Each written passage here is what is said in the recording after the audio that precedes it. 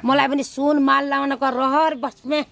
फुली बुल्ला के हल लाउने के पहिला केही पनि हुन्न थियो के रे पहिला गए त सुन देनान फुली बुल्ला के देनान भनेर चङ्ग भइगयो हुन्छ भने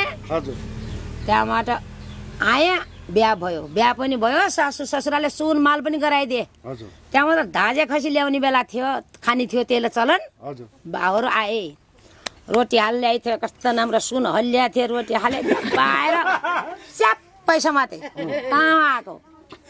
खाउने पहिलो किन आएको अब आए त के गर्ने तँलाई अब लगेर चौकीमा लग्ने हो चौकीमा लगेर तँलाई थुन्ने हो नत्र पहिलो गइ छैन भनेस्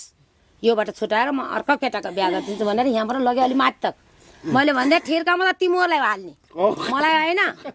म त पहिला गइसकेँ म पहिला गएको मान्छे म फर्किन्न म खुसी राजीले पहिला आएको थिएँ यिनले मलाई ठिर्काउन हाल्न आछन् भने तिमीलाई जात दिन्छु म त भनेपछि बाबुले च्याट्ट छोडिदिएपछि म फर्केर गएँ सुन हल्लाउँदै गएर माइतीको बासाको मोतै छैन त्यस्तो जमाना थियो हाम्रो बाबु के गर्ने